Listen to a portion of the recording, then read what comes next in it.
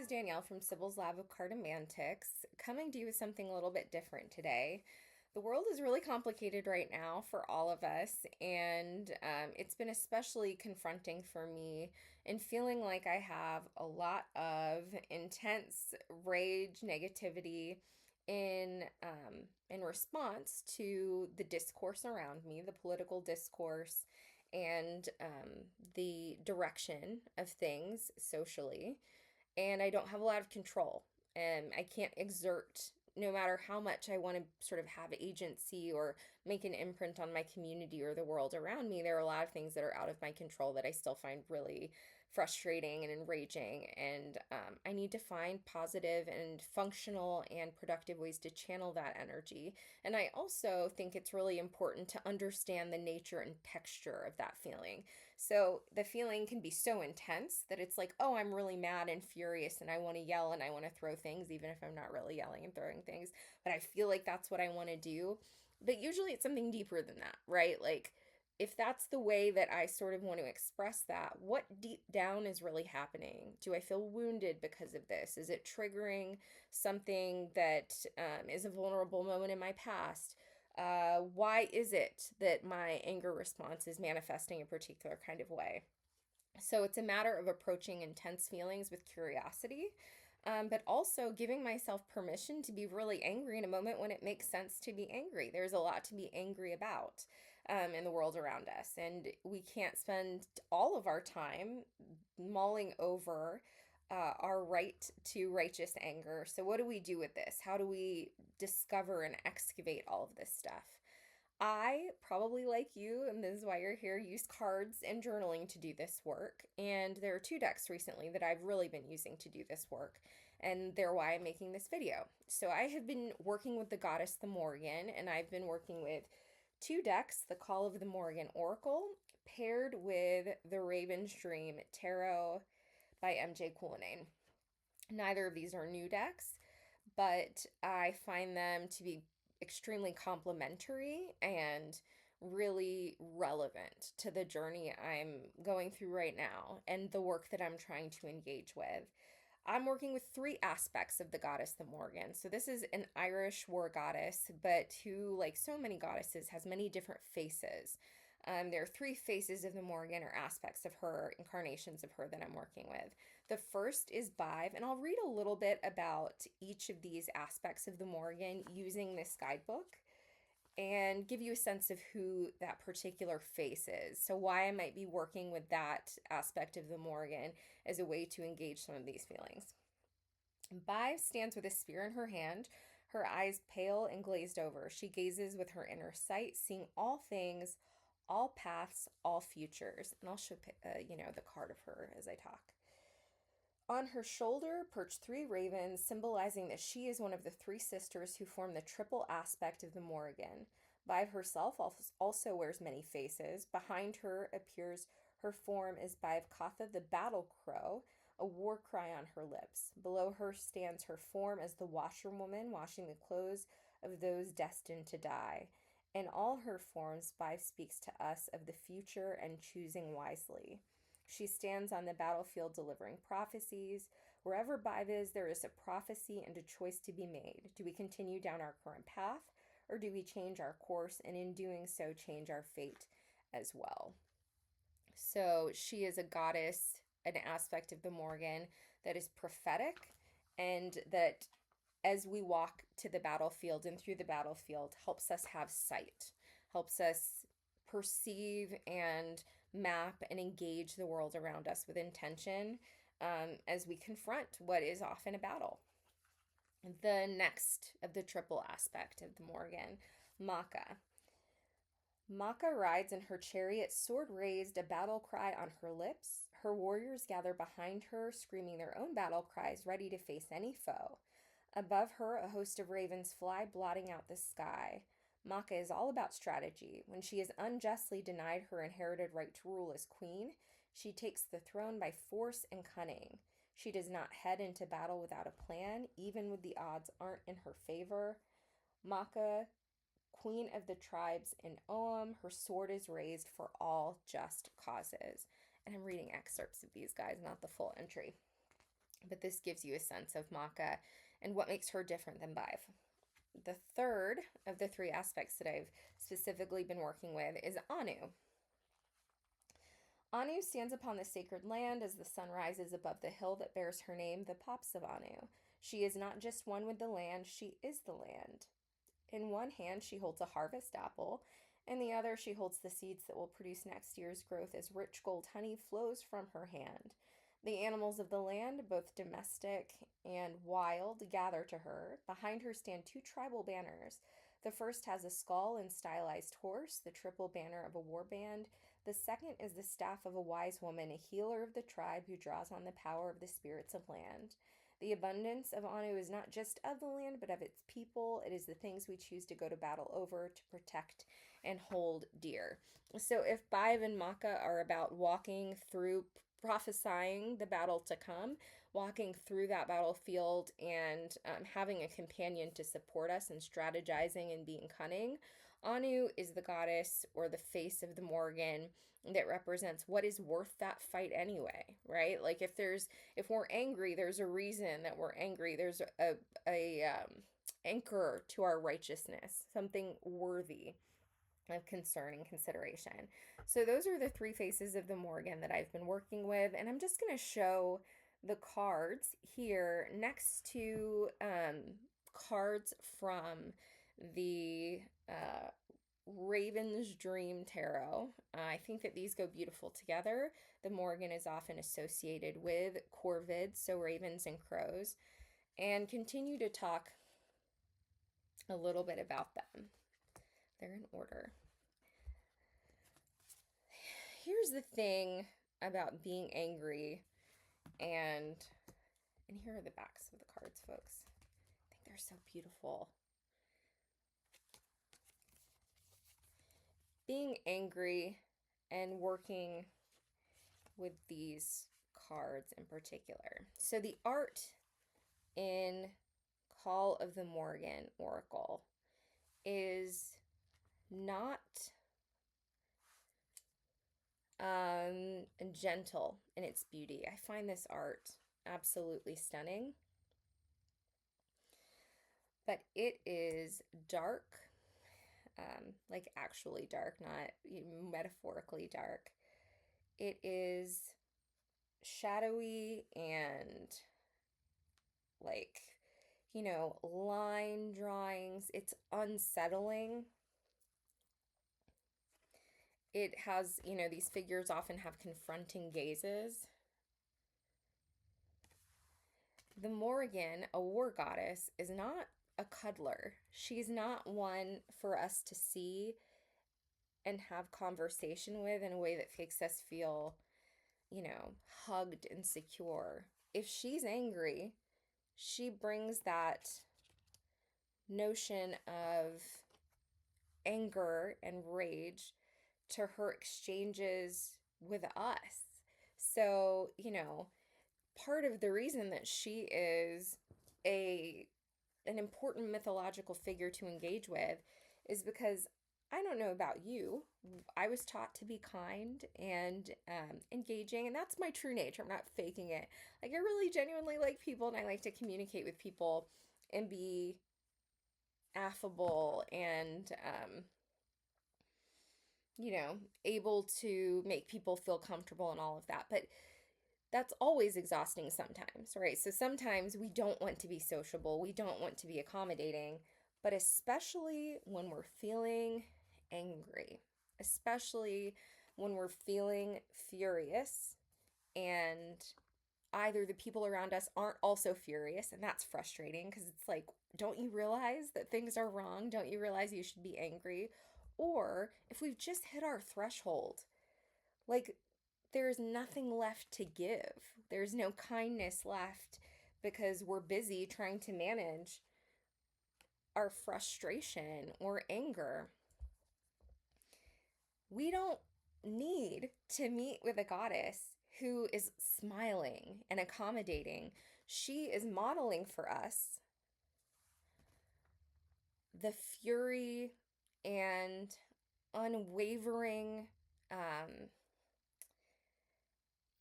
confronting energy that she's giving us permission to feel. It's okay if we don't want to smile at the people around us. It's okay if we don't want to be pleasant and friendly. We don't have to be unkind in order to say, I'm not in the mood to be kind right now. I've hit my threshold. The Morrigan isn't unrestrained hostility. I don't think she's subtle in making it clear to the people who are part of her myth and her story that she's not going to be flexible. She's not going to be empathetic uh, to the average person. Part of the joy of working with her is that she's empathetic to our anger and rage, to our sensitivities, but not in a way that is necessarily warm, right? We can be present for others. That's the other thing. Part of her engaging with her is finding support in a figure that is not known for her warmth and kindness. But that means that she's modeling to us how we can hold rage on the one hand, and on the other hand, still be present and supportive to the people in our lives. That it's possible to enter a world that feels like there's a battle happening while also being also engaging with a world that, like Anu, is worth the anger, right? um, but I think that the art we find here is in the oracle really unsettling, and there's a lot of motion, a lot of external gazes and engagement, a lot of absorbing imagery. As for the dreams of the raven, I came to this deck as a pairing, frankly, because, I was looking for decks and aesthetics that were consistent with symbols associated with the Morrigan. If her primary animals are crows and ravens, like what decks are handy that really integrate and foreground crows and ravens? And MJ Coolney is known for those decks, right? So they were natural places to go. And I find Dreams of the Raven in its ethereality, in its defamiliarized, imaginative environment to be really great for working with myth. The world we see here is one of dreams. This is not the world, the landed world that we find when we walk out of the door. And if we're working with myth and we're working with a mythological figure, it's helpful to find art that is that constructs that environment and holds space for that kind of imaginative environment. So if that's why I grabbed the deck, I kept it around because it's so perfectly complementary to the art in Call of the Morrigan. I think Call of the Morrigan, you don't have to have this deck to work with the Morrigan. And I was working with different faces of her before I had Call of the Morrigan Oracle. It came out last year and was really exciting when it came out. But, I had to find other resources to work with her before it came out. But it is great. Ever since I've had it, I have absolutely, when I've decided to work with her aspects, picked up this book because the guidebook is phenomenal. It reflects a true depth of understanding of the history and the threads of her myth. Has a really clear account of the different elements of her myth that become symbols throughout the deck, right? So not just shield, because shields are used in war in Ireland in this period, but shield with, in the guidebook, a clear account of how shield as a symbol directly connects in meaningful ways to stories that we have and know about the Morrigan. So, yes. So, where was I going? The Raven's Dream. First, we had the theme of ravens, then we have the colors, the complementary colors, the palette, um, and the dream landscape. But this pairing actually brought me to work with myth in a different kind of way. I had not worked with any goddesses before that had a specific oracle deck indexed to that specific goddess. So I've certainly worked with goddess decks and worked with goddesses, but I hadn't had an oracle deck named for the goddess I was working with that I used for that work. I have the Oracle of the Hecatean Path and I worked with Hecate, but I haven't found that deck to always be so helpful in my work with Hecate. But since I've had Call of the Morrigan Oracle, it has been the deck that is central to my work with the Morrigan. So I haven't before had a pairing that is a deck indexed to the goddess, Call of the Morrigan Oracle, and a tarot deck that is so central to my engagement with that deck. No matter how much I've worked with the Morrigan, I am not an expert in Irish mythology. I'm sure that I mispronounced some of the words that I did my best to read from the guidebook.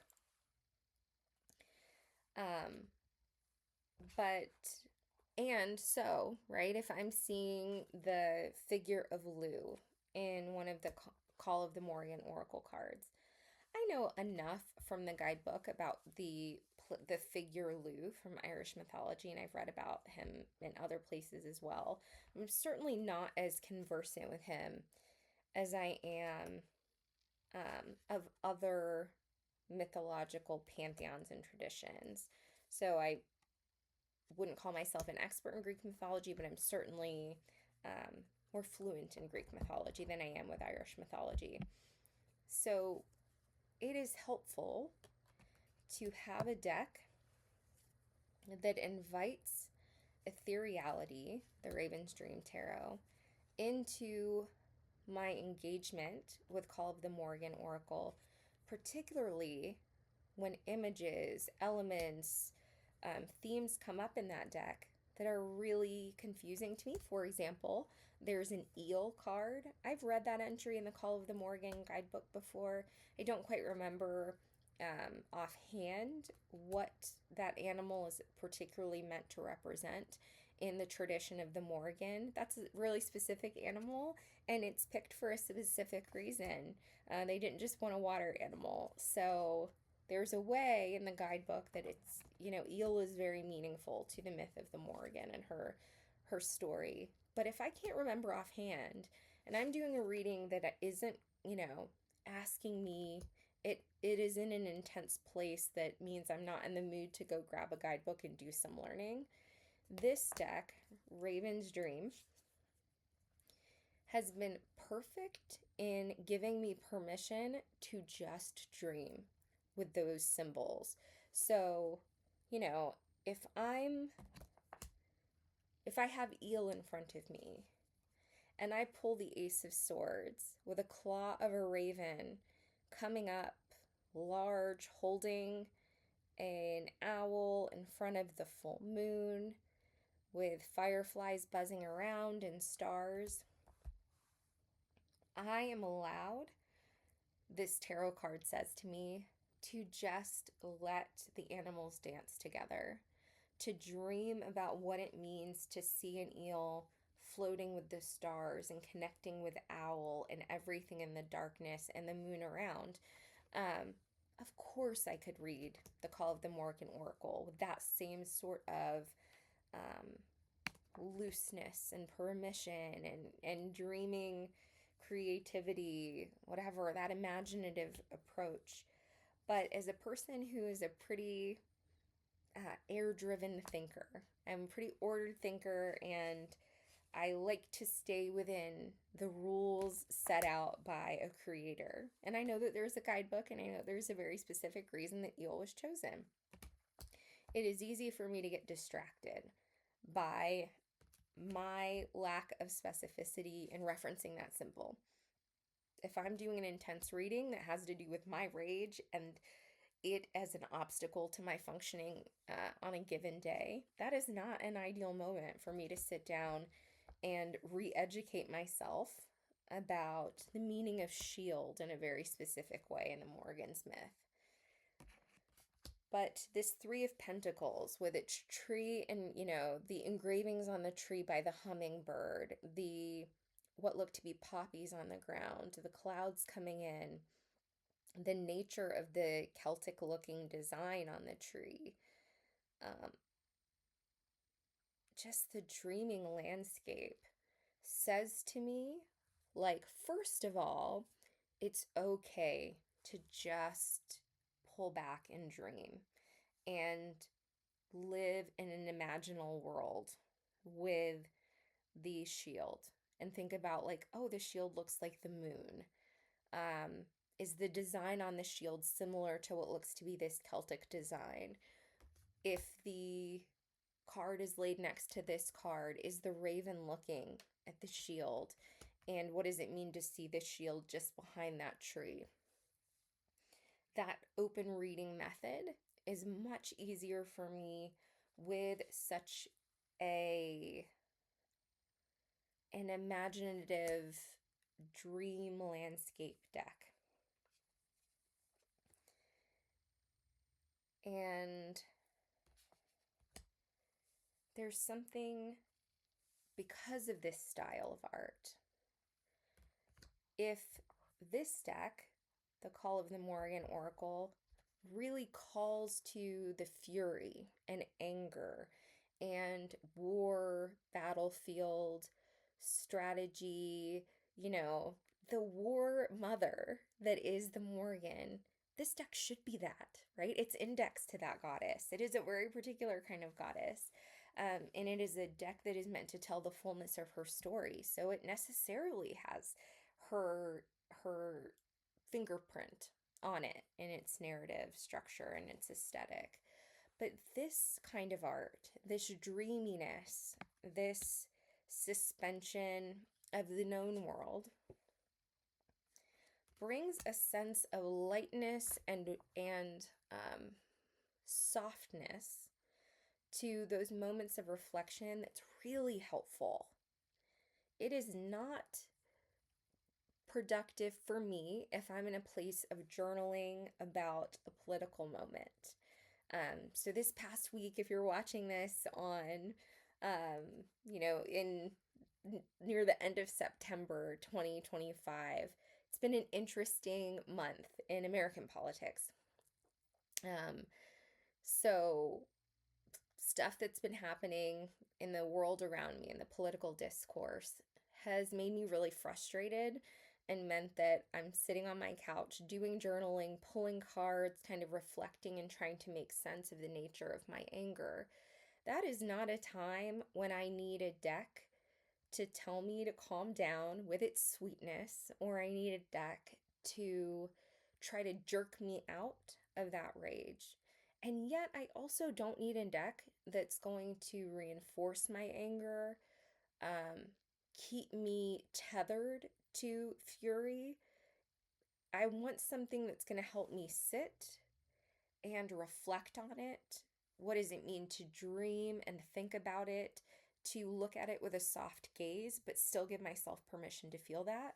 This deck does that. This deck in conversation with Call of the Morrigan Oracle does that. So Call of the Morrigan is saying, I understand battle and anger and rage, but I'm going to let you get a little dreamy with it using this deck, right? I'm going to let you be to look at it softly. I'm going to pull out from the Morrigan that energy of Anu, the beauty of the world that's worth protecting. So that third aspect of the Morrigan, that is the abundant earth that is that is worth all of the battle in the first place, this deck helps me dream about that and remember that as I'm engaged in discovering what my battlefield is and where I am on it and why I'm noticing it or really invested in that. Okay. This is an unusual video, at least for me, to just randomly talk about a goddess and then randomly talk about two decks that are me working with that particular goddess. But this felt very of the moment. I suspect that I'm not the only person who's feeling both angry at a larger world around me and especially frustrated about your inability to make meaningful shifts in some of the stuff that's making you angry in the first place. So, I wanted to first offer you um, a sense of how myth and mythology and goddess work can help you do any of that thinking. So you have those big, intense feelings. What does it mean to suggest that you would invite and goddess and myth study and whatever into that work?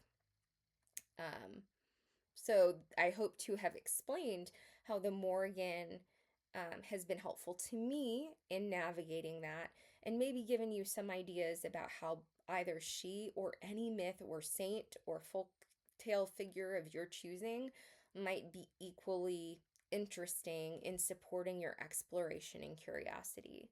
I also wanted to offer a very specific example of a deck pairing that helps me work with the Morrigan. So if you're interested in working with the Morrigan and you're interested in specific decks, these are great ones. But regardless of whether you're working with the Morrigan or whether you have these decks or want these decks, I hope by showing you what they look like in conversation and sharing a little bit about what I think is valuable about how they speak to each other gives you a sense of how to assess what kind of pairing can function for you and how you should like sort of how can you engage how decks speak to each other and that relationship, that voice, how that is attuned to the goddess that you're working with to begin with. I hope that talking a little bit about the softness and abundance of Raven's dream in conversation with the directness and incisiveness and battle presence of Call of the Morrigan Oracle, how those two voices twined together really bring forward the voice of the Morrigan in a way that's important and helpful to me at this moment. So find whoever you're working with, whatever myth, story, folk tale that you're working with, look for decks that pair together in a way that represents the voice, like the face and aspect of the figure you're working with in the way that you need in that moment, right? Maybe at a different moment I would need a deck to match with Call of the Morrigan that really tapped into that fury, that was focused on eliciting the fire in that rage. And that would be a different pairing because that would be a different need in a different moment. But in this moment, I need something that is softer and exploratory without detracting from the anger I appreciate being allowed to feel and explore with Call of the Morrigan. So that's a whole lengthy way of saying how I hope this was helpful and supportive to you, and also what the kind of work I can help you do if you're in a similar place, if you have stuff, intense stuff to work through, but you want to discover what kind of myth and what kinds of decks might support your exploration of that folktale, that myth, that fairy tale, that hagiography of a saint, whatever. Um, if all you have is intense emotion and you want to do something but you don't know with what decks, with whom, what figure, I'm here to help with that. So that's work that I love to do.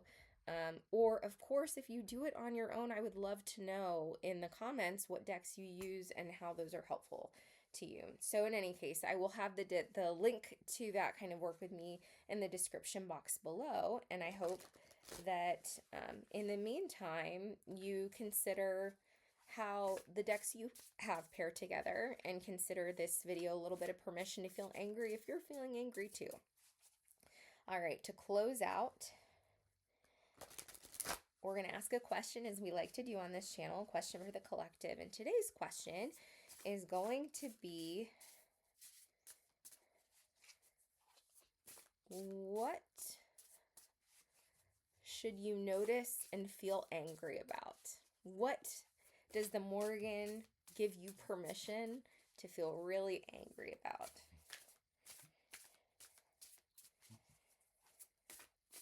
And because the magic happens between two tarot cards, we're going to pull two cards from the Raven's Dream.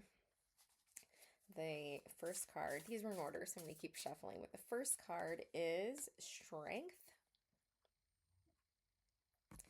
And the second card is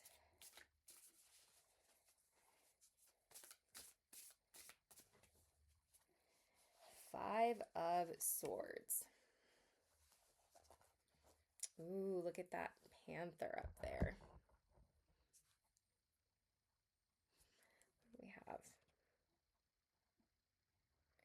We have the raven on the ground with the fish. We have the panther overlooking the scene, surveilling and looking hostile and hungry. And then we also have a big wild cat here, but a kind of sweet relationship between the lion and the raven. I like those little butterflies. I like the full moon. We don't even see the moon here. There's a cloudy sky. So what do we have? The permission, the invitation to feel angry about. We started with Strength, with the sweet big cat, the king of the jungle, queen of the jungle, who is gentle and present for the raven.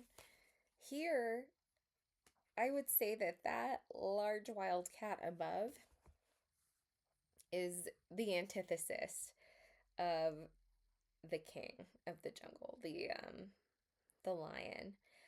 It feels like down here we have a raven who is surviving, who's eating what she needs, and the large cat over her is a predator. It is assessing and surveilling her as she does the scavenging that she needs to do to eat and survive.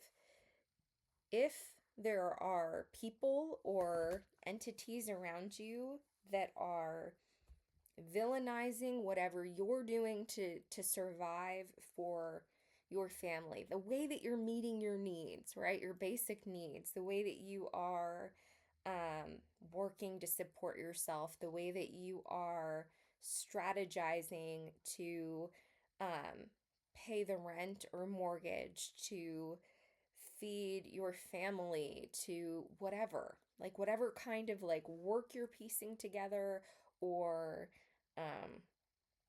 anything, any judgment of that, any surveillance of that, any hostility to that, you have permission to be angry about that. Like, the creatures that are big enough to hurt you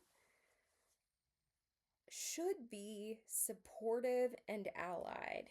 When they're like this, when they're looking over you, judging you, threatening you, you have a right to be mad about that, right? So that's a powerful message.